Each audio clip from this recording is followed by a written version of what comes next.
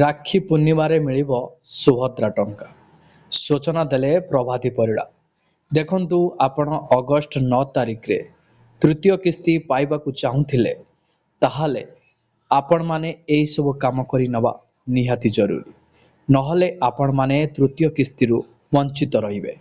ସେଥିପାଇଁ ଆପଣ ଭିଡ଼ିଓଟିକୁ ଆରମ୍ଭରୁ ଶେଷ ପର୍ଯ୍ୟନ୍ତ ବିନା ସ୍କିପ୍ରେ ଦେଖନ୍ତୁ, ଯାହାଫଳରେ ଆପଣ ଜାଣିପାରିବେ, ବୁଝିପାରିବେ।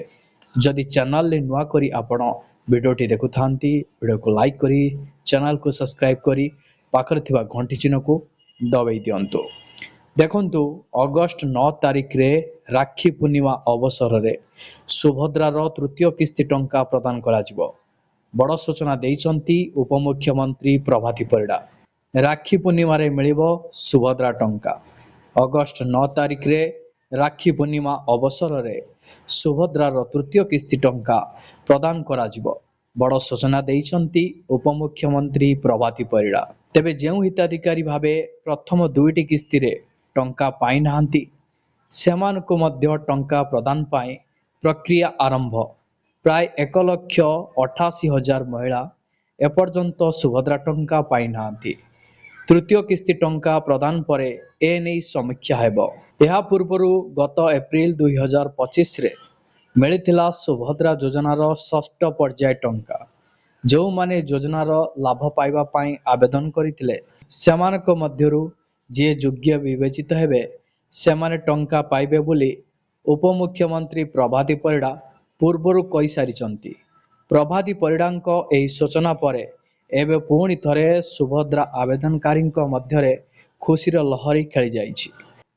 ଗତ ଏପ୍ରିଲରେ ରାଜ୍ୟରେ ଅନେକ ମହିଳାଙ୍କୁ ସୁଭଦ୍ରା ଟଙ୍କା ମିଳିଥିଲା।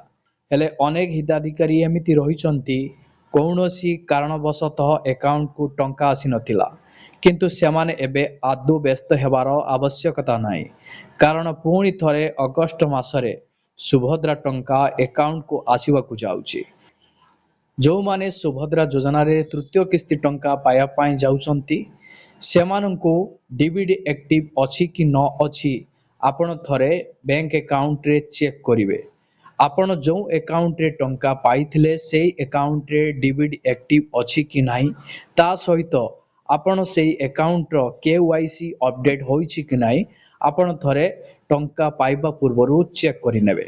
2 ନମ୍ବର କାମଟି ରହିଛି, ଯେଉଁମାନେ ସୁଭଦ୍ରା ଯୋଜନାରେ ଆଦୌ ଟଙ୍କା ପାଇନାହାନ୍ତି, ତ ସେମାନଙ୍କ ପାଇଁ ରହିଛି ଟିପ୍ସ। ଆପଣମାନେ ଆଧାର କାର୍ଡ଼, ତା ସହିତ ଆପଣମାନଙ୍କର ବ୍ୟାଙ୍କ ଆକାଉଣ୍ଟର ନେମ୍ ଠିକ୍ ଭାବରେ ଅଛି କି ନାହିଁ ଆପଣମାନେ ଚେକ୍ କରିବେ। ବ୍ୟାଙ୍କ ଆକାଉଣ୍ଟର ତଥ୍ୟ, ଆଧାର କାର୍ଡ଼ର ତଥ୍ୟ ସମ୍ପୂର୍ଣ୍ଣ ଭାବେ ମେଳ ଖାଉଛି କି ନାହିଁ ଥରେ ଚେକ୍ କରିବେ। ଯଦି ଆପଣଙ୍କର ଆଧାର କାର୍ଡ଼ ବ୍ୟାଙ୍କ ଆକାଉଣ୍ଟର ତଥ୍ୟ ମେଳ ଖାଉଛି, ତାହେଲେ ଆପଣମାନେ ଡିବିଟିକୁ ଏନାବଲ୍ କରିବା ପାଇଁ ଜମା ବି ଭୁଲିବେନି।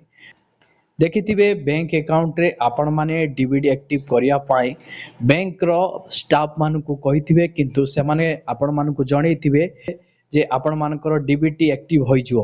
କିନ୍ତୁ ଆପଣ ସେଠୁ ଆସିଲା ପରେ ଡିବିଟି ଆକ୍ଟିଭ କରିନଥାନ୍ତି। ସେଥିପାଇଁ ଆପଣମାନେ ବ୍ୟାଙ୍କ ଆକାଉଣ୍ଟରେ ଡିବିଟି ଆକ୍ଟିଭ ହେଉଛି କି ନାହିଁ ଆପଣମାନେ ବାରମ୍ବାର ଚେକ୍ କରିବା ଉଚିତ। ତା ସହିତ ଯେଉଁମାନେ ସୁଭଦ୍ରା ଯୋଜନାରେ ପ୍ରଥମ କିସ୍ତି ଟଙ୍କା ପାଇଛନ୍ତି, ଦ୍ୱିତୀୟ କିସ୍ତି ଟଙ୍କା ପାଇନାହାନ୍ତି, ତ ସେମାନଙ୍କ ପାଇଁ ଟିପ୍ସ ରହିଛି। ଆପଣମାନେ ଥରେ ଆପଣମାନଙ୍କର ଷ୍ଟାଟସ୍ ଚେକ୍ କରିବେ। ଷ୍ଟାଟସ୍ ଚେକ୍ କଲା ପରେ ସମସ୍ୟା ଯେଉଁ ଦିଗରେ ରହିଛି, ସେହି ଦିଗରେ କାର୍ଯ୍ୟ କରିବା ପାଇଁ ଆପଣମାନଙ୍କୁ ଅନୁରୋଧ କରାଯାଉଛି। ତ କୌଣସି କାରଣବଶତଃ ବା କୌଣସି ଭୁଲ ତଥ୍ୟ ଯୋଗୁଁ ଆପଣମାନେ ସୁଭଦ୍ରା ଟଙ୍କା ପାଇପାରିନାହାନ୍ତି, ସେଥିପାଇଁ ଆପଣମାନେ ଭୁଲ ତଥ୍ୟକୁ ସଜାଡ଼ିବା ପାଇଁ ପ୍ରୟାସ କରନ୍ତୁ ତୃତୀୟ କିସ୍ତି ପାଇବା ପୂର୍ବରୁ। ଏହା ଥିଲା ଆଜିକା ଡେଟ୍ରେ ଆପଣମାନଙ୍କ ପାଇଁ ସୁଭଦ୍ରା ଯୋଜନାକୁ ନେଇ ନୂଆ ଅପଡେଟ୍। ପୁଣି ଦେଖା ହେବ ଆପଣମାନଙ୍କ ସହିତ ସରକାରଙ୍କର ନୂଆ ଯୋଜନା ଏବଂ ନୂଆ ଅପଡେଟ୍ ସହିତ।